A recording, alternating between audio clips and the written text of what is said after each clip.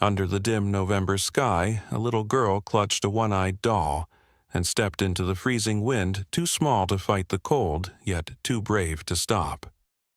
She wasn't running away from home. She was walking toward hope. Her mother lay sick in a dark apartment, and the last medicine bottle was empty. What she didn't know was that the stranger she would meet that night, a man of wealth and loneliness, was about to have his world shattered by her innocence. One act of courage, one broken toy, and one chance encounter would change all of their lives forever. The sky over Chicago hung heavy with gray that November afternoon, a sky that seemed to press down on the streets, swallowing color and sound. The wind cut through the alleyways like a warning, carrying the scent of wet pavement and smoke. Ethan Blake had walked these streets countless times, but never like this. Never with a silence so sharp it made him feel like the last man left in the city. He wasn't supposed to be here, not today. The deal he'd been working on, the merger that would define the next decade of his career, was collapsing in real time downtown. His phone vibrated with calls from partners, investors, reporters. He ignored them all. Maybe because somewhere inside him he already knew some endings weren't meant to be fixed. Then, through the blur of the city's motion, he saw her. At the bus stop near Wabash and 14th, a little girl sat alone on the frozen bench, her knees drawn to her chest, a torn backpack clutched to her side. She couldn't have been more than 6. Her dark hair stuck to her cheeks, wet with rain that had turned almost to sleet. Her tiny hands were red and trembling, her sneakers soaked through. Yet what stopped Ethan wasn't her condition, it was her eyes. Wide, hollow, too calm for someone that young. The world kept moving around her cars, passing strangers glancing and turning away, but she sat still as if waiting for something that wasn't coming. He hesitated. Instinct said to walk on. He wasn't the kind of man who got involved, not anymore. But then the wind shifted, carrying a sound that hit him like a ghost. Mommy. The word barely left her lips, fragile and hoarse, but it cut deeper than anything he'd heard in years. Ethan's throat tightened. He remembered another winter, another child himself, standing outside St. Mary's shelter with frost on his eyelashes and a duffel bag too big for his shoulders. He remembered the cold that burned like shame the night he'd looked up at the sky and found the North Star, the only thing that hadn't left him. The nun had told him once, "That's Polaris. When you're lost, you follow it home." He'd held on to that for years, through college scholarships, through boardrooms, through the glittering glass towers that now meant nothing. And now, decades later, he was staring at another child under that same sky, and it felt like the past had come full circle. He approached slowly, his voice careful. "Hey there. Are you all right?" She flinched, clutching the backpack tighter. "I'm fine," she whispered. Her lips were pale, cracked. "You waiting for someone?" She nodded toward the street. "My mom. She said she'd be right back." Ethan looked around. The nearest store was boarded up, the others already closed for the evening. He checked his watch, it was past 6. How long has she been gone? The girl shrugged her small shoulders, trembling beneath a faded pink coat. "A while." Something in that answer broke him open. He took off his scarf and draped it gently over her shoulders. She didn't resist this time, just stared at him with those solemn eyes. "What's your name?" he asked. "Chloe," she said softly. "That's a beautiful name. I'm Ethan." She studied him for a long moment before whispering, "You're not a bad guy, right?" The question hit him harder than he expected. "No," he said quietly, "not anymore." A gust of wind sent sleet skittering across the sidewalk. Chloe's teeth chattered. Ethan crouched to meet her eyes. "Let's wait for your mom somewhere warm. Okay, there's a diner just across the street." She hesitated. "Mom said not to go with strangers." He smiled faintly. "Your mom's a smart woman. Tell you what, see that bright star up there?" He pointed upward. Through the thick clouds, a single glint of light had managed to pierce the gray, the North Star faint but steady. That's called Polaris. When I was your age, someone told me it helps you find your way home. Chloe tilted her head, staring at the light as if seeing hope for the first time. Will it help my mom find me? Ethan swallowed hard. I think it already is. They crossed the street together, the man and the child strangers bound by the same quiet ache. Inside the diner, the warmth hit them like a small miracle. The waitress looked up, ready to scold about the dripping boots and wet coat, but stopped when she saw the girl. Ethan ordered hot chocolate and soup, though Chloe only touched the marshmallows, watching the door between every sip. Minutes turned to an hour. No one came. The street outside darkened. Every time the door opened, her eyes flickered with hope, then dimmed again. Finally, she whispered. She promised. Ethan reached across the table, his voice gentle. Maybe she's just lost. Maybe we can help her find the way back. For a long moment, Chloe said nothing. Then she nodded slowly, her small hand sliding into his, trusting him not because of who he was, but because no one else had stayed. Outside, the city lights shimmered off the wet pavement, and high above them the North Star burned through the clouds, small, stubborn, unshakable. Ethan Blake didn't know it yet, but that night under the cold November sky he had just stepped back into a story he thought was long over. Snow began to fall over Chicago that night, soft and relentless, blanketing the streets like a promise the world couldn't keep. Ethan Blake sat across from Chloe in the quiet corner of the diner, the lights reflecting off the window beside them. Outside, the world blurred into gray. Inside, the clock ticked in patient defiance of their silence. Chloe's small hands cupped the last of her cocoa, now lukewarm. Her eyes, green and weary, far too, knowing for a child her age kept darting to the door. Every gust of wind made her flinch. Every bell chime made her hope. But no one came. Ethan wanted to tell her it would be all right, but even lies needed something to hold on to. Finally, he asked softly, "Do you know where your mom works?" She hesitated, tracing her finger through the condensation on the window. At the factory, near the river, she murmured. She said she'd just go talk to someone and come back. The words sent a chill through him deeper than the weather could. The riverfront was half shut down for winter warehouses, cold storage shipping facilities. Not a place for anyone to talk after dark. What's her name? Chloe Grace, she said, her voice breaking slightly. Grace Miller. Ethan's breath caught. He knew that name. The Miller textile plant. His firm's subsidiary had recently been at the center of a labor scandal. He'd signed off on an internal investigation just 2 weeks ago. Reports of missing payroll, unsafe conditions, and falsified safety inspections had been buried under legal jargon and denials. Now, sitting across from this trembling child, the fine print of his own signature burned through his conscience like acid. He stood abruptly.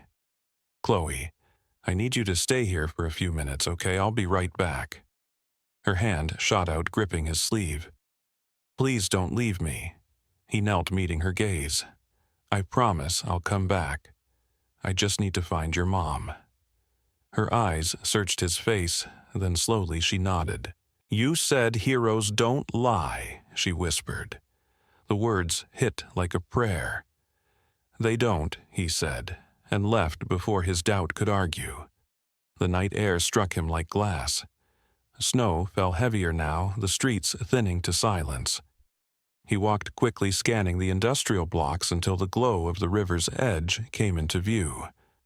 The Miller plant loomed against the skyline, its windows dark, a few trucks idling near the loading bay. He ducked behind a concrete barrier, his heart pounding harder than it had in years.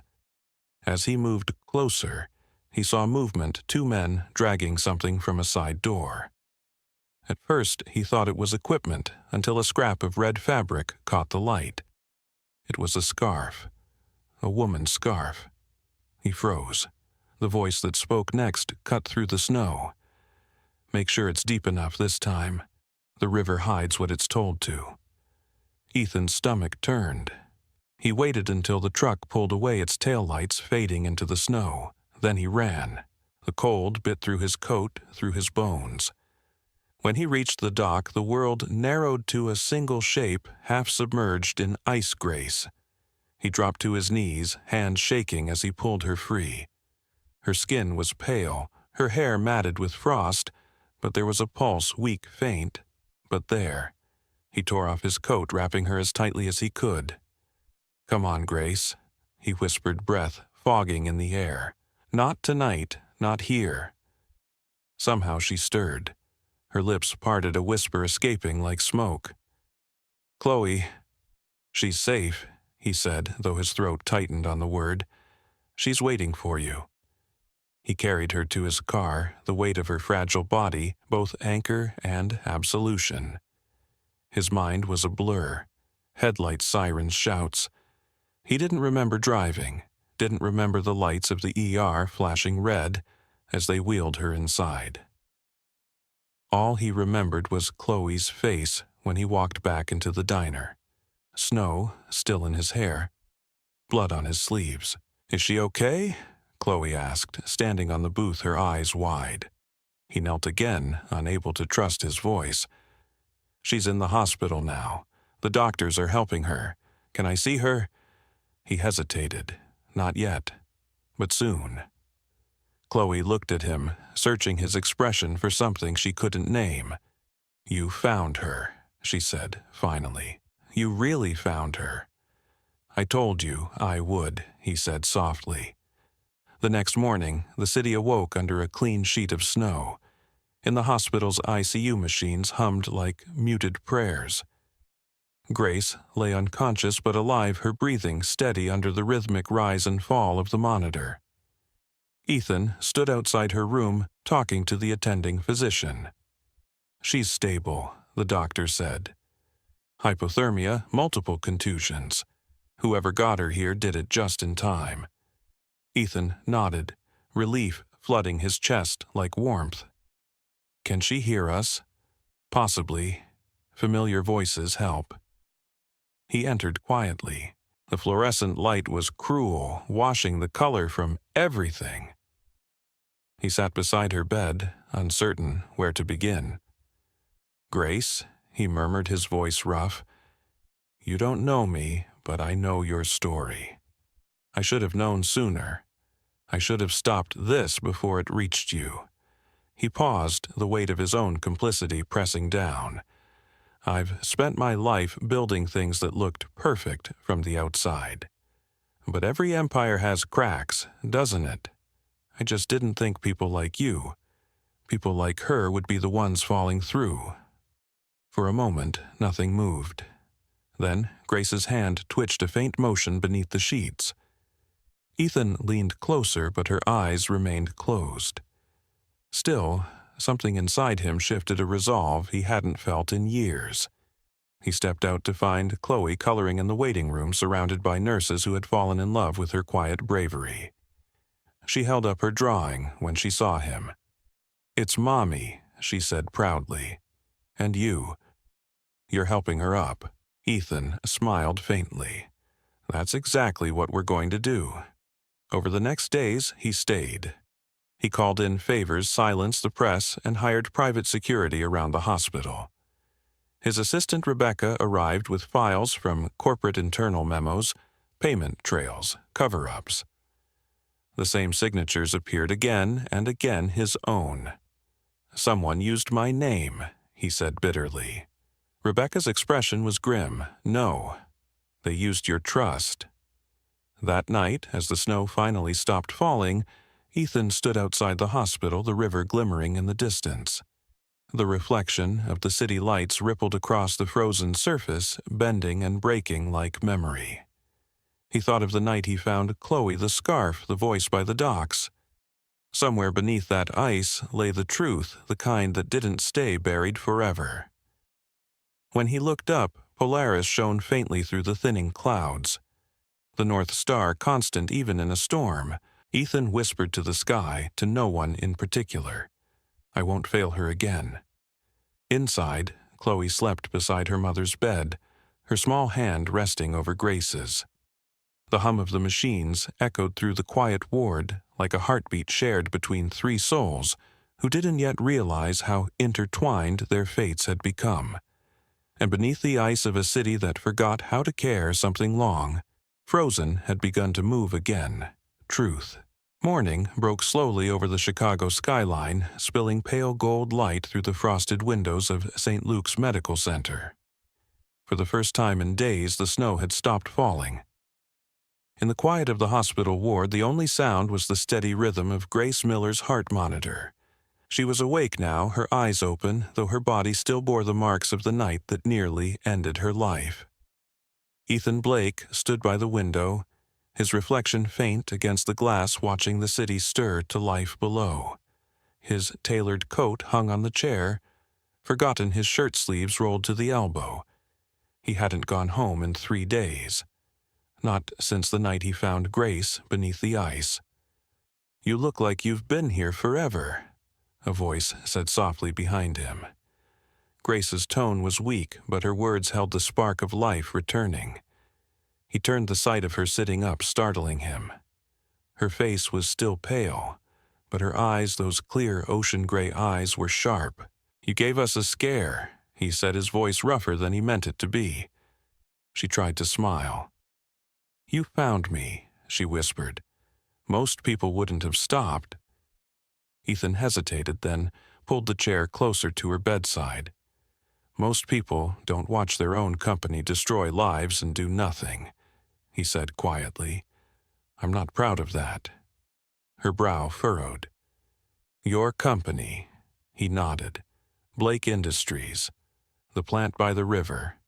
It's under one of our subsidiaries, the one you worked at. The silence that followed was heavy enough to drown in. Grace's fingers clenched at the blanket. Then you're the reason this happened. Ethan didn't flinch. Yes, he said, in a way I am. Her eyes flashed with anger, then confusion. Why tell me that? Because I owe you the truth, he said, and because I need your help to make it right. Grace leaned back, her strength waning, but her gaze remained steady. You can't undo what's been done.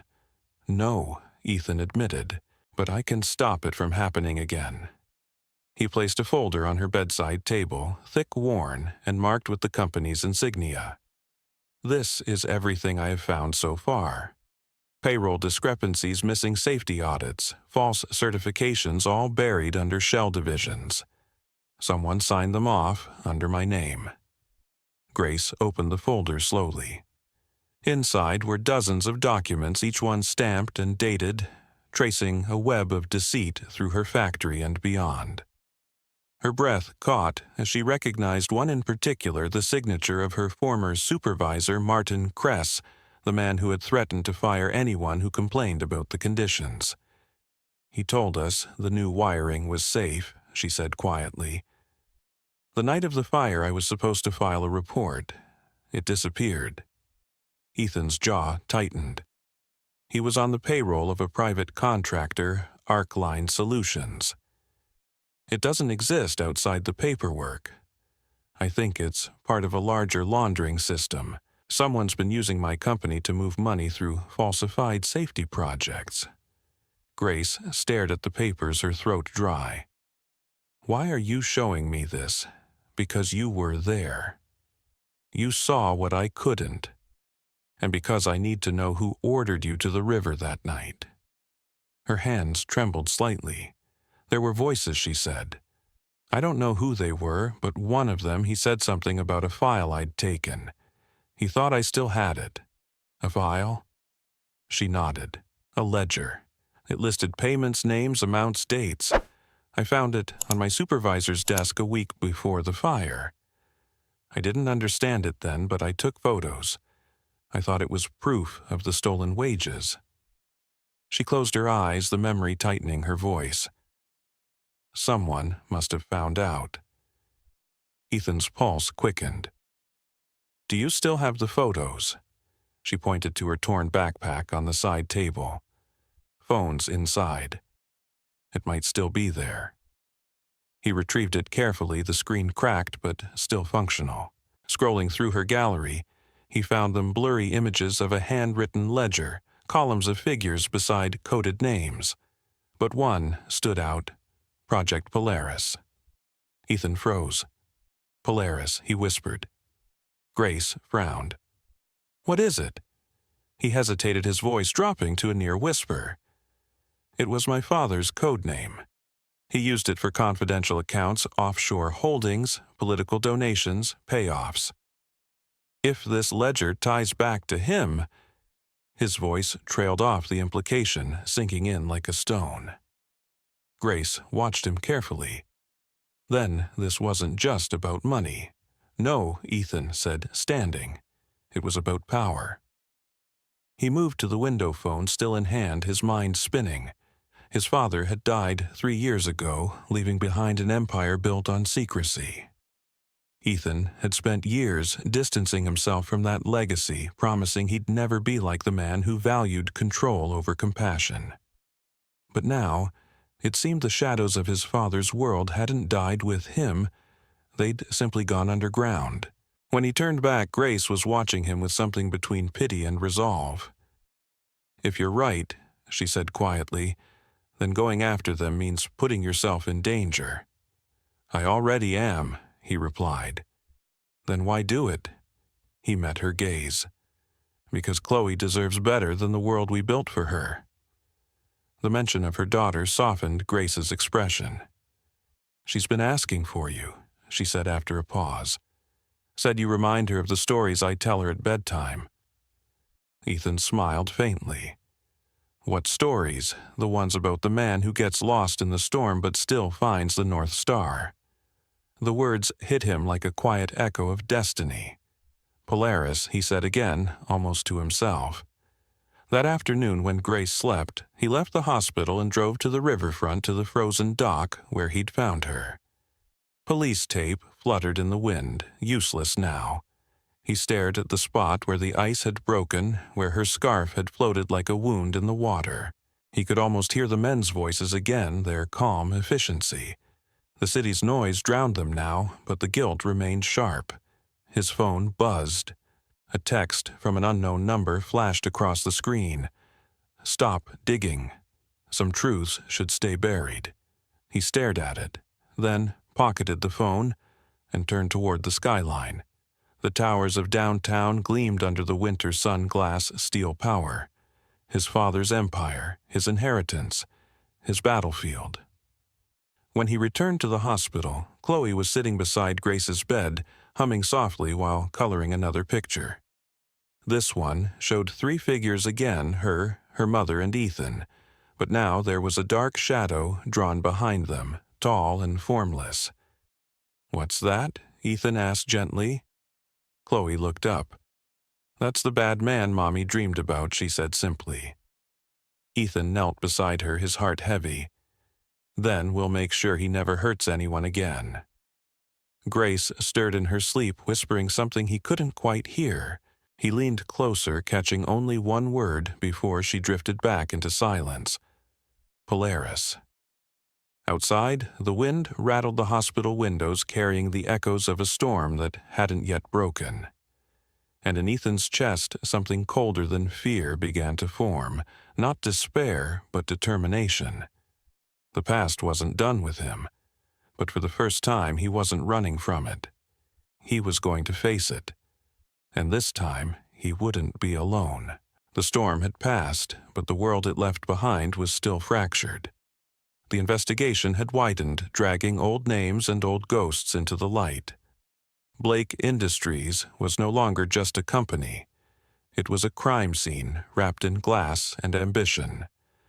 And in the middle of it stood Ethan Blake, a man torn between justice and the empire that bore his name. It had been 10 days since Grace's recovery began.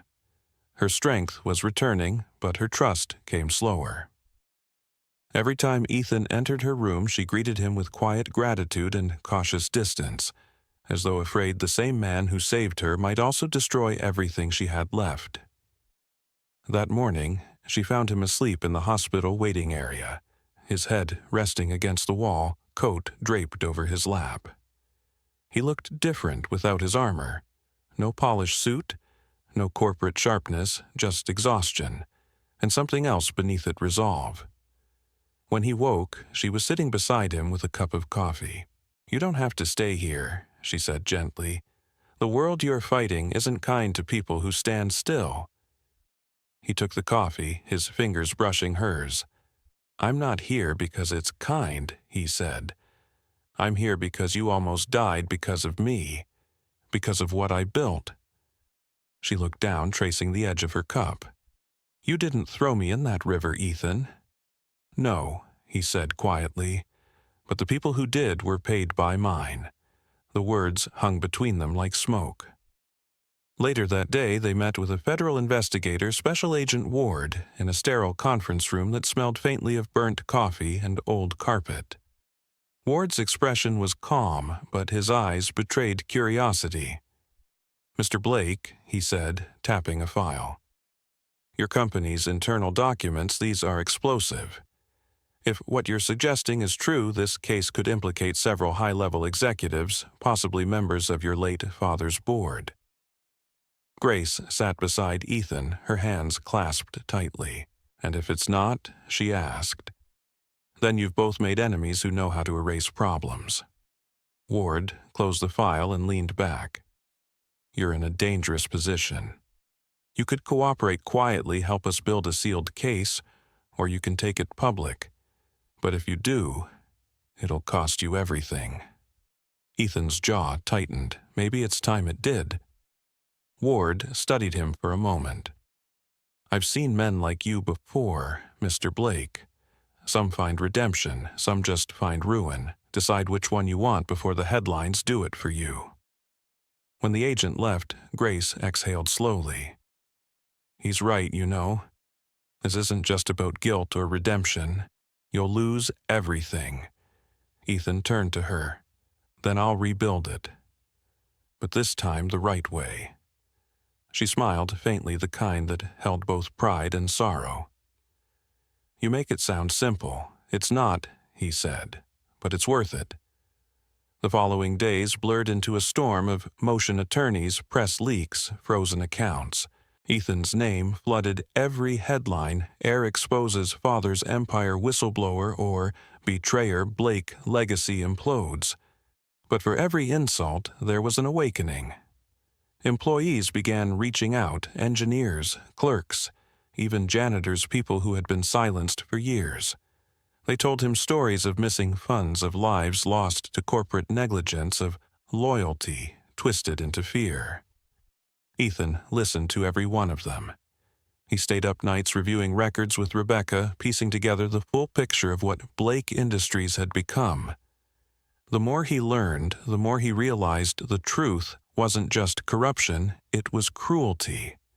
His father's shadow had shaped an empire that devoured the innocent. And yet, amid the chaos, small moments kept him grounded. Every morning, before the press swarm began, he visited Grace and Chloe. The little girl had recovered her laughter, her sketches now covering the walls of her mother's room, drawings of stars, of a river, of 3 people holding hands. When Ethan arrived one morning with a bag of muffins, Chloe looked up and grinned. "Mom says you work too much. You need breakfast, too." He chuckled, sitting beside her. "She's probably right." Grace, watching from the bed, smiled at the sound of Chloe's giggles. "She started sleeping again," she said softly. She said the bad dreams stopped when she realized the North Star never moves. Ethan looked at the window, where snow flurries drifted against the glass. "That's the thing about stars," he murmured. "They don't leave even when you can't see them." But that fragile peace was short-lived. That evening, Rebecca stormed into his office, a folder clutched in her hand. "They're retaliating," she said.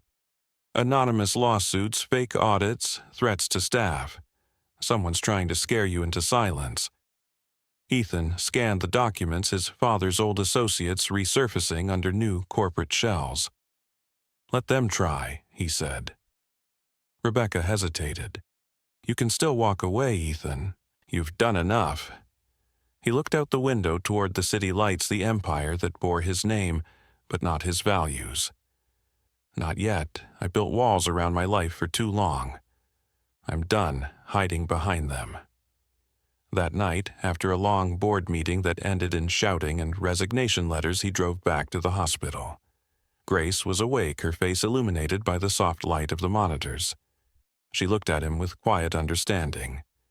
"You chose to stay," she said. He sat beside her bed.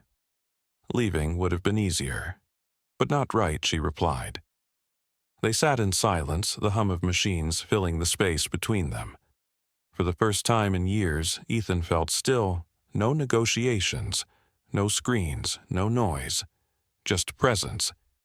"You could go anywhere," she said after a while. "Start over."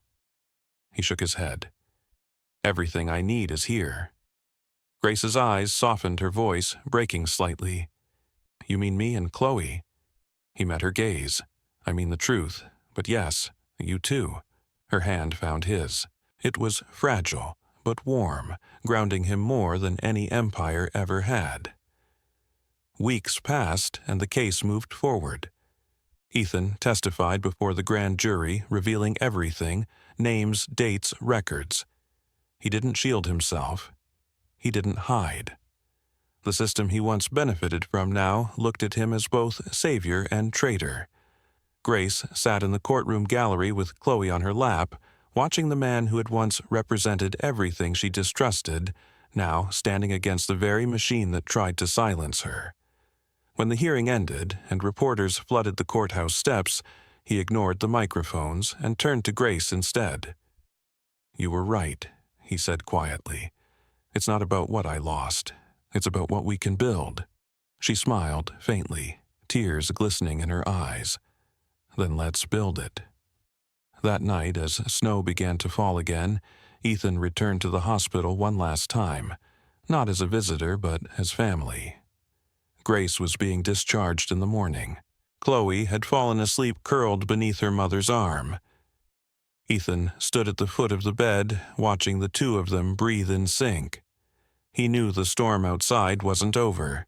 The courts would drag on, the headlines would twist, and the ghosts of the past would never vanish completely. But he also knew some things were worth staying for. He turned off the hospital light, the room now glowing softly from the city's reflection. As he sat beside them, a quiet peace settled over him, a peace that came not from winning but from choosing to stay and face the storm together. And for the first time in his life, Ethan Blake felt at home. The snow had melted into soft puddles by the curb, and Chicago finally breathed again. For Ethan Blake, it wasn't just spring outside, it was the first real spring of his life. The hearings were over, the files unsealed, the truth laid bare. The empire that once chained him had crumbled, but what rose from its ashes was something gentler, quieter, and far more enduring. The house on Elm Street sat at the end of a quiet lane, its porch painted white, its windows bright with morning light. It was small by any measure, nothing like the penthouses he had lived in before. But when Grace stepped onto that porch for the first time, she smiled as though she had found the center of the world. Chloe ran circles around them, her laughter floating through the air like a hymn to a second chance.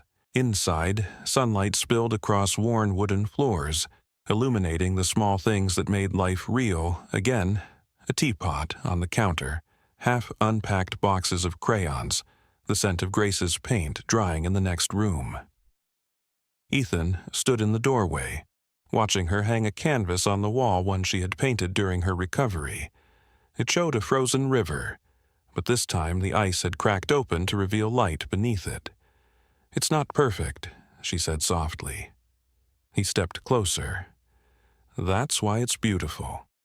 They fell into a rhythm that felt both fragile and familiar. In the mornings, Chloe ran through the yard chasing cardinals. Grace painted by the window, her hair tucked behind her ear, color slowly returning to her cheeks. Ethan spent his days reshaping what remained of Blake Industries, transforming the old machine of greed into a foundation for safety, truth, and rebuilding lives. The sign on his office door no longer read Blake Industries. It now read the Polaris Foundation. One evening, as twilight gathered outside, Ethan returned home to the smell of soup simmering and Chloe's laughter echoing through the hall. Grace stood at the stove humming softly. For a long time he simply watched her move with ease, watched the way the house seemed to breathe with them. "You're staring," she teased, turning with a smile. "Just making sure it's real," he said. She walked over and handed him a bowl. "Then eat before it disappears." After dinner they sat on the porch with Chloe asleep inside. The stars shimmered faintly above the city glow. Grace leaned against him, her voice barely above a whisper. "Do you ever miss who you were before all this?" Ethan looked up at the night sky, searching for the North Star. "No," he said, "because that man was lost. I think I've finally found my way home." Grace smiled, her hand finding his. "And if the storms come back," he squeezed her fingers gently, "then we'll face them. Together." The wind rustled the trees on Elm Street as the porch light flickered softly. Inside, the child they had nearly lost slept safely. The woman he had once broken was whole again, and the man who thought he had everything finally understood what it meant to have enough. The house on Elm Street wasn't just shelter, it was proof that some stories don't end where they break. They begin there. When the story of Ethan Blake began, he was a man who had everything money could buy, power, success, and influence, but nothing that could fill the silence inside him.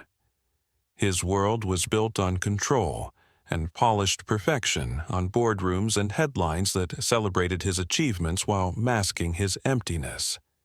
Yet it all began to unravel on one winter night, the night he found Grace Miller and her daughter Chloe on the edge of a frozen river. That moment, born out of instinct and compassion, became the turning point of his entire life. It forced him to confront the cost of the empire he inherited and the people it destroyed. What began as guilt transformed into a journey toward redemption, love, and the rediscovery of his humanity. Through Grace, Ethan learned the meaning of endurance, the quiet courage it takes to survive when the world turns its back. Through Chloe, he rediscovered innocence, wonder, and the kind of faith that only a child can give freely. And through his own choices, risking his fortune, his reputation, and his safety to expose the truth, he became the man his father never allowed him to be. Each act of kindness, each sacrifice, stripped away the cold armor he had worn for so long. By the time the storms ended, Ethan had lost his empire but found something far greater, a family, a purpose, and peace. The home on Elm Street symbolized more than a new beginning. It was a quiet rebellion against everything Ethan once believed defined success. Its small garden, its creaking floors, its imperfect walls all stood as reminders that happiness is not about what we build for the world to see, but what we nurture behind closed doors. Grace's laughter in the kitchen, Chloe's drawings scattered on the table, the sound of rain on the roof all became proof that the truest kind of wealth can't be counted in numbers, but in moments that make us feel alive. The lesson hidden in their story is one that resonates deeply today. Redemption is not reserved for saints or heroes. It belongs to anyone brave enough to choose compassion over convenience, truth over comfort, and love over pride. We all carry parts of Ethan within us, the parts that chase approval, hide behind success, and forget to listen to the small human voices that remind us what truly matters.